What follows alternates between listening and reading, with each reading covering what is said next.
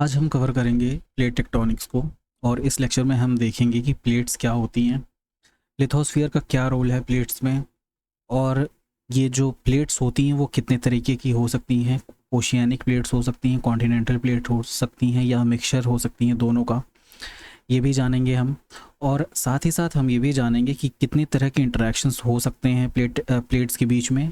उन इंटरेक्शन के बेसिस पे जो हमारे आउटकम्स होते हैं, फॉर एग्जांपल माउंटेन्स होते हैं, वॉल्केनिज्म है, अर्थक्वेक है, इन सारी चीज़ों को हम जानेंगे।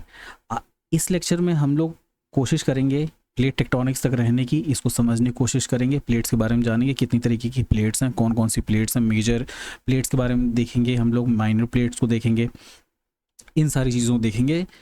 और जो इंटरेक्शंस होंगे, for example convergent plate boundary, divergent plate boundary, transform boundary, इन सारे कन्वर्जन्स को, इन सारे इंटरेक्शंस को और इनके जो रिजल्ट्स हैं यानी आउटकम्स हैं इनके इंटरेक्शन से, जो कि अभी मैंने बताया माउंटेन्स, वॉल्केनोज, अर्थक्वेक, ये सारे हम नेक्स्ट लेक्चर में देखेंगे। इस लेक्चर को स्टार्ट करने से पहले हम लोग एक बार ये देख लेते हैं कि हमने पिछले लेक्चर में क्या चीज़ें पढ़ी थी। पिछले लेक्चर में हमने बात की थी सी फ्लोर स्प्रेडिंग की। हमने ये देखा कि कन्वेक्शनल करंट्स का क्या रोल है सी फ्लोर स्प्रेडिंग में। हमने एविडेंसेस देखे सी फ्लोर स्प्रेडिंग के, किस तरीके से जो एज है रॉक्स की वो सेम है, एज एन एविडेंस है। पैलियोमैग्नेटिज्म एज एन एविडेंस हमने देखा। सी सरफेस का जो ओशन टेम्परेचर है जो near the mid oceanic ridges, वो हायर है बाकी सबके कंपैरिजन में। कॉन्टिनेंटल क्रस्ट की एज और ओशियानिक प्लेट की एज में क्या डिफरेंस है, क्यों डिफरेंस है, ये भी हमने जाना था। तो इस तरीके से हमने सी फ्लोर स्प्रेडिंग के बारे में जाना। ये इमेज आपको हेल्प करेगी रिवाइज करने में। अब हम आ जाते हैं अपने आज के लेक्चर पे, प्लेट टेक्टोनिक्स के। तो प्लेट टेक्टोनिक्स की अगर बात करें तो प्लेट टेक्टोनिक्स, जो वर्ड है प्लेट, ये इसको कॉइन किया था टूजो विल्सन ने। और इस थ्योरी को, ये कोई एक थ्योरी नहीं है, ये समेशन ऑफ डिफरेंट थ्योरीज है, यानी कल्मिनेशन कह सकते हैं कि बहुत सारी थ्योरीज का रिजल्ट है। हर थ्योरी में से कोई ना कोई पार्ट हमने लिया है और उसका जो आउटकम है वो हमने इंट्रोड्यूस किया है प्लेट टेक्टोनिक्स को फॉर्म करने में। तो सबसे पहली चीज़ तो हमें ये जानना है कि लिथोस्फीयर क्या है हमारा। लिथोस्फीयर को जानने के लिए हम इस डायग्राम में देखेंगे कि हमारा जो लिथोस्फीयर फॉर्म होता है वो होता है continental crust plus oceanic crust और upper part of upper mantle का जो पोर्शन है उसे हम लिथोस्फीयर कहते हैं। ये लिथोस्फीयर, ये पोर्शन है हमारा, और ये एस्थेनोस्फीयर के ऊपर फ्लोट करता है जो कि प्लास्टिक इन नेचर है। प्लास्टिक का मतलब ये हुआ कि ये सॉलिड भी नहीं है और ये लिक्विड नहीं है, ये कहीं इन बिटवीन है, यानी सेमी मोल्टन स्टेट में है। और ये जो हमारा कॉन्टिनेंट है ये कॉन्टिनेंटल पार्ट है इस लिथोस्फीयर का, और ये ओशियानिक क्रस्ट है, ये कॉन्टिनेंटल क्रस्ट है, ये ओशियानिक क्रस्ट है। और एक बार मैं फिर से बताता हूँ, ये मैंटल हमारा स्टार्ट हो रहा है इस ग्रे पोर्शन से, ये पूरा जा रहा है, बट इस मैंटल में भी ये होता है हमारा, ये पूरा पोर्शन है अपर मैंटल का। इस अपर मैंटल में अपर पोर्शन जो है ये हमारे लिथोस्फीयर का पार्ट होता है, along with continental crust as well as oceanic crust. ये हो गया लिथोस्फीयर। हमारा जो लिथोस्फीयर है ये एक सिंगल यूनिट में नहीं है, ये डिवाइडेड है, जैसा कि इस इमेज में है। अगर हमारा ये लिथोस्फीयर अगर हम मान लें तो ये ब्रोकन पीसेज में है, मतलब डिफरेंट डिफरेंट पार्ट में है, और इन्हीं पार्ट्स को प्लेट कहा जाता है। और ये प्लेट आपस में इंटरेक्ट करती हैं। इंटरेक्शन का मतलब ये हो गया कि ये आपस में कन्वर्ज करेंगी, मतलब ये एक प्लेट यहाँ से, एक प्लेट दूसरी डायरेक्शन से, या तो ये कोलाइड कर सकती है जिसे कन्वर्जेंस कहा जाएगा, या तो ये ऑपोजिट डायरेक्शन में मूव कर सकती है जिसे डाइवर्जेंस कहा जाएगा, या तो ये ऑपोजिट डायरेक्शन में इस तरीके से मूव कर सकती हैं जिन्हें ट्रांसफॉर्म बाउंड्री कहा जाएगा। अब ये जो लिथोस्फीयर डिफरेंट डिफरेंट पार्ट्स में जो ब्रोकन पार्ट्स हैं, ये प्लेट्स जो हैं, ये प्लेट्स जो हैं या तो ये मेजर प्लेट्स हो सकती हैं या माइनर प्लेट्स हो सकती हैं, और या फिर ये बहुत सारी माइक्रो प्लेट्स हो सकती हैं। ठीक है, इन्हें अभी हम डायग्राम में देखेंगे। और ये जो प्लेट है, अगर हम एक इंडिविजुअल प्लेट को देखें तो ये प्लेट कंप्लीटली हो सकता है कि ये कॉन्टिनेंटल प्लेट हो, इसका मतलब इसमें कोई ओशियानिक क्रस्ट अटैच्ड नहीं हो सकता है। और या तो ऐसा हो सकता है कि कंप्लीटली ये ओशियानिक क्रस्ट हो और ये कम्प्लीटली एक डिफरेंट प्लेट हो। For example Pacific ocean, Pacific plate जो है हमारी वो कम्प्लीटली ओशियानिक प्लेट है, और ऑलमोस्ट सारी बाकी सारी प्लेट्स जो है हमारी मिक्सचर हैं दोनों का। मतलब आधा या आधे से ज़्यादा पार्ट हमारा जो है वो कॉन्टिनेंटल पार्ट है, और थोड़ा सा पार्ट जो है वो हमारा हो सकता है ओशियानिक पार्ट, हो सकता है ओशियानिक प्लेट हो सकती है। ये हमारा मैक्सिमम पॉसिबल है। इस तरह की बहुत सारी प्लेट्स हैं हमारे में, हमारे अर्थ पे। और इसको हम एक बार फिर से डायग्राम से समझने की कोशिश करते हैं कि हमने जो अभी बात की है वो क्या है। अगर हम डायग्राम देखें तो ये है कुछ डायग्राम। अभी हमने बात की प्लेट्स की, तो प्लेट्स कम्प्लीटली जो ओशियानिक प्लेट्स हो सकती हैं वो ये है हमारी पैसिफिक प्लेट, जो यहाँ से यहाँ तक एक्सटेंड हो रही है, और बाकी सारी प्लेट्स हमारी जो हैं वो मिक्सचर हैं बोथ। फॉर एग्जांपल अगर हम साउथ अमेरिकन प्लेट को देखें तो ये पोर्शन जो है ये कॉन्टिनेंटल पोर्शन है, और ये बचा हुआ पोर्शन जो है ये हमारा ओशियानिक पोर्शन है। एक साउथ अमेरिकन प्लेट की ये दो पार्ट हैं। ठीक उसी तरीके से अफ्रीकन प्लेट को अगर हम देखें तो ये कॉन्टिनेंटल पार्ट हो जाएगा, और ये पोर्शन अगर हम देखें तो ये ओशियानिक प्लेट का पार्ट है। इसी तरह हमारे इंडियन प्लेट में भी, यूरेशियन प्लेट में ये वाला जो पोर्शन है अगर हम देखें तो ये पोर्शन कहीं ना कहीं ये जो है ओशियानिक प्लेट में आता है। बट अगर हम पैसिफिक प्लेट को देखें तो ये कम्प्लीटली ओशियानिक प्लेट है। यहाँ तक क्लियर है चीज़ें। अब इसी जगह पे हम लोग ये देखते हैं कि मेजर प्लेट कौन कौन सी हैं और माइनर प्लेट कौन कौन सी हैं। मेजर प्लेट में जो हमारी सबसे बड़ी प्लेट आती है वो है हमारी पैसिफिक प्लेट, जो कि कम्प्लीटली ओशियानिक प्लेट है, और हमारी नॉर्थ अमेरिकन प्लेट जो कि जिसमें हमारा ग्रीनलैंड इंक्लूडेड है, कुछ इस तरीके से है हमारी north American plate. South American plate ये भी एक मेजर प्लेट है। अफ्रीकन प्लेट एक मेजर प्लेट है। यूरेशियन प्लेट भी एक मेजर प्लेट है। उसके बाद हमारी इंडो ऑस्ट्रेलियन प्लेट कंबाइंड, इसे हम मेजर प्लेट कहते हैं। और हमारी अंटार्कटिक प्लेट जो है वो भी जो है एक मेजर प्लेट में है। अब अगर हम बात कर लें माइनर प्लेट्स की, तो कुछ माइनर प्लेट्स हैं। For example Arabian plate, Caribbean plate, Nazca plate, Cocos plate, जुआन डे फूका प्लेट, और यहाँ पे मेंशन नहीं है इस डायग्राम में, यहाँ पे एक छोटी सी प्लेट होती है जिसे बर्मा प्लेट कहते हैं। और इस बर्मा प्लेट और इंडियन प्लेट के इंटरेक्शन की वजह से 2004 की सुनामी आई थी, ठीक है, जिसमें 9.4 मैग्नीट्यूड का अर्थक्वेक था। ठीक उसी तरीके से फिलीपीन प्लेट एक माइनर प्लेट है। तो ये तो बातें हो गई माइनर प्लेट और मेजर प्लेट्स की। साथ ही साथ यहाँ पे बहुत सारी छोटी छोटी प्लेट्स और होती हैं जिन्हें हम माइक्रो प्लेट्स कहते हैं। इस डायग्राम में माइक्रो प्लेट्स मेंशन नहीं है, बट इतने ज़्यादा डिफरेंट फ्रैक्चर्स हैं कि वो बहुत ही न्यूमरस हम कह सकते हैं नंबर में है। तो हमारे एग्जाम पॉइंट ऑफ व्यू से हमारे लिए मेजर प्लेट और माइनर प्लेट हमें जानना ज़रूरी है कि कौन कौन सी हैं। तो हमें ये भी याद रखना है कि मेजर प्लेट कौन कौन सी हैं, और हमें ये भी याद रखना है कि हमारी माइनर प्लेट कौन कौन सी हैं। तो ये सारी आपकी मेजर प्लेट्स हो गई, और जो रिमेनिंग है वो आपकी माइनर प्लेट्स हैं। ठीक है, यहाँ तक क्लियर है। अब हम आगे बढ़ते हैं।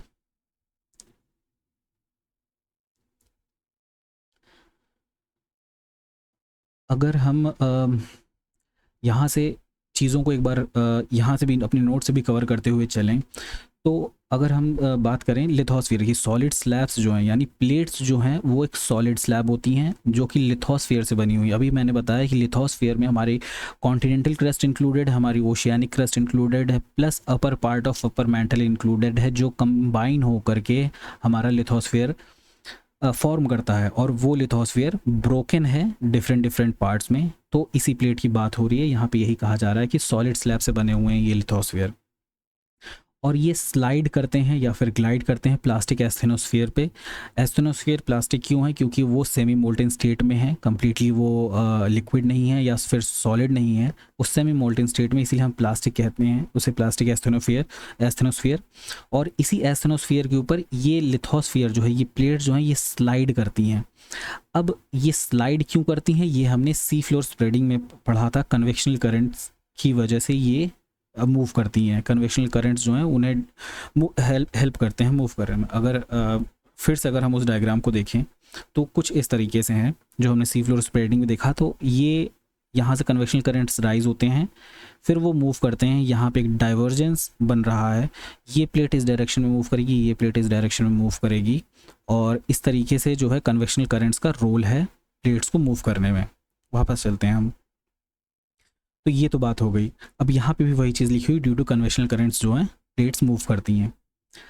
अब यहाँ पे जो बातें मैंने बताई हैं, यहाँ पे वही बातें लिखी हुई हैं कि प्लेट्स जो हैं वो किससे बनी हुई हैं, क्रस्ट प्लस अपर मैंटल से बनी हुई हैं, और ये प्लेट्स सेवरल प्लेट्स में डिवाइडेड हैं, फ्रेगमेंटेड हैं, और यहाँ पे ये लिखा हुआ है कि प्लेट्स ओशियानिक क्रस्ट से बनी हो सकती हैं, या तो कॉन्टिनेंटल क्रस्ट से बनी हो सकती हैं, या फिर बोथ हो सकती हैं, ओशियानिक एंड कॉन्टिनेंटल।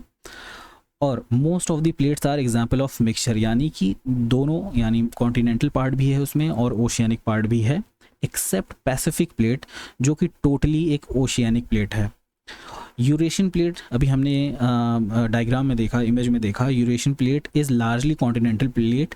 अगर हम यहाँ पे देखें तो ये जो थोड़ा सा पोर्शन रहता है जहाँ पे जापानीज़ आइलैंड्स हैं, ये पोर्शन थोड़ा सा ओशियानिक है, वरना यूरेशियन प्लेट जो है लार्जली कॉन्टिनेंटल प्लेट है। इसको आप ये कह सकते हैं कि सबसे बड़ी कॉन्टिनेंटल प्लेट है, हालांकि एक मिक्सचर है कॉन्टिनेंटल और ओशियानिक प्लेट का।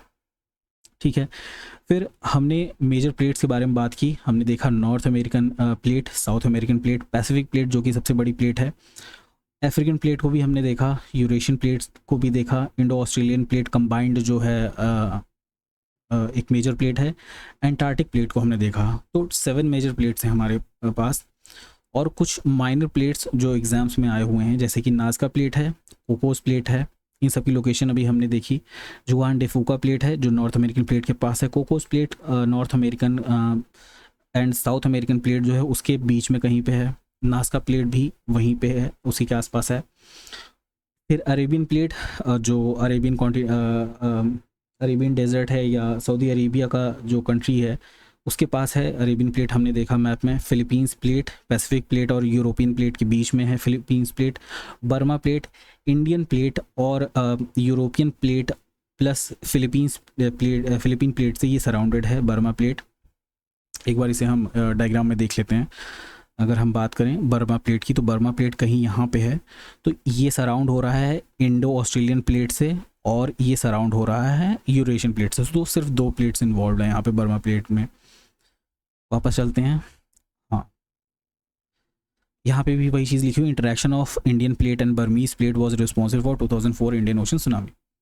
अब अरेबियन प्लेट की वजह से भुज फॉल्ट सिस्टम है, जिसकी वजह से भुज यानी गुजरात में अराउंड 2000 या 2002 में एक अर्थक्वेक आया था। ठीक है, Juan de Fuca plate famous for hot springs and geysers. Cocos plate San Andreas fault जो बिगेस्ट फॉल्ट सिस्टम है, उसके बारे में बात यहाँ हो रही, San Andreas fault system.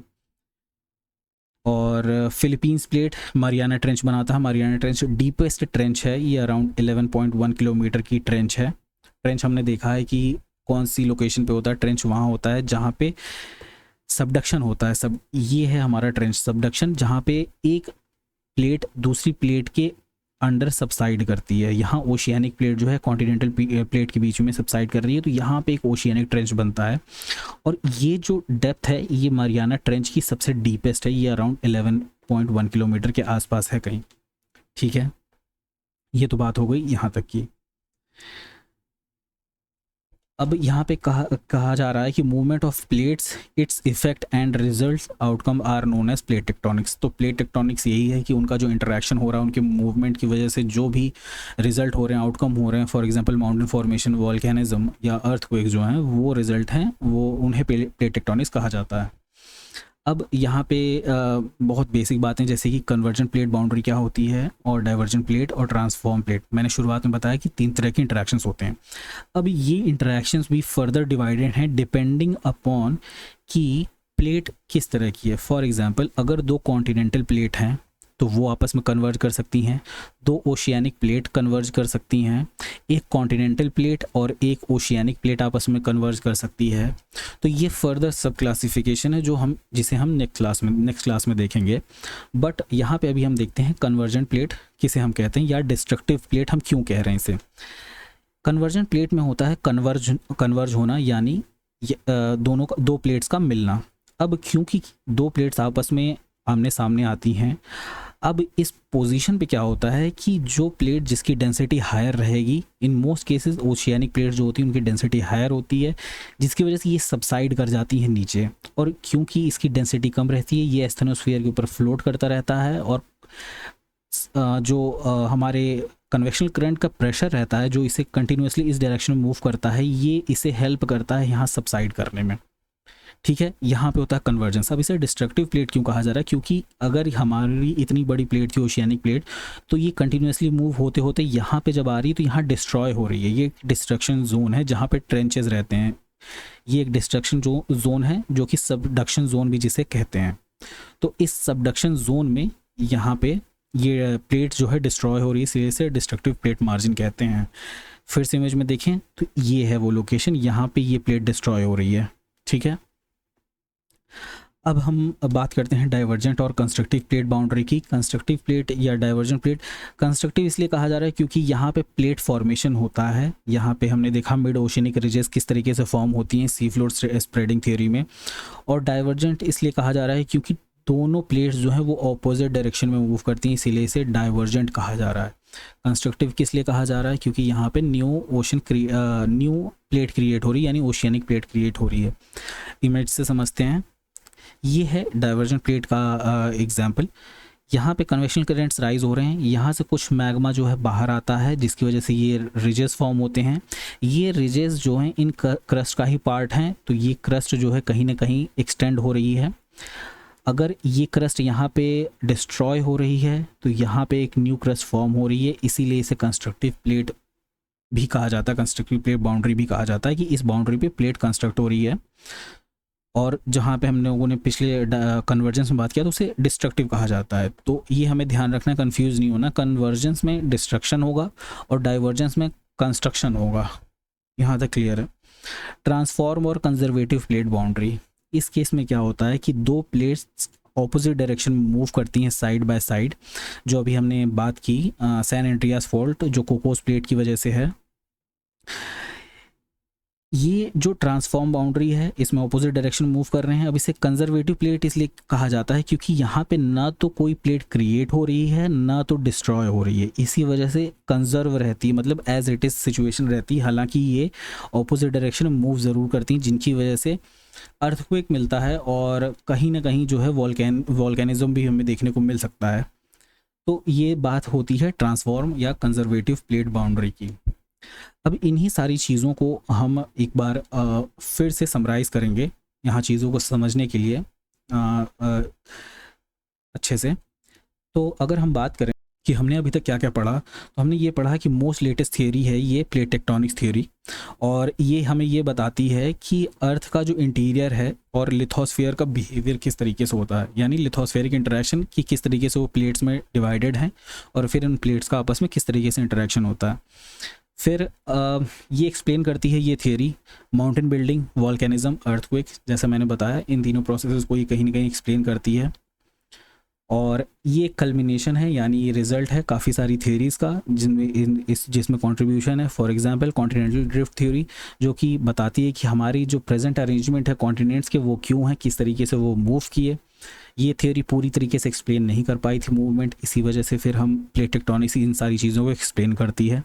Convectional current theory Arthur Holmes की, किस तरीके से कन्वेक्शन करंट मूव करते हैं, किस वजह से ये ओरिजिनेट करते हैं, ये कन्वेक्शनल करंट थ्योरी बताती है। सी फ्लोर स्प्रेडिंग थ्योरी जो है एक कह सकते हैं एडवांस्ड लेवल है, एडवांस्ड वर्जन है कन्वेक्शनल करंट थ्योरी का, कि किस तरीके से हमारा सी फ्लोर जो है वो स्प्रेड हो रहा है, वो कंस्ट्रक्ट हो रहा है। ठीक है, फिर कॉन्सेप्ट ऑफ प्लेट जो टूजो विल्सन ने दिया था, टूजो विल्सन ने ये टर्म भी दिया था प्लेट्स का टर्म, जिसकी वजह से ये थियोरी जो है इन सारी थियोरीज़ का कल्मिनेशन है, मतलब कहीं ना कहीं इन सारी थियोरीज़ का पार्ट इसमें एडेड है।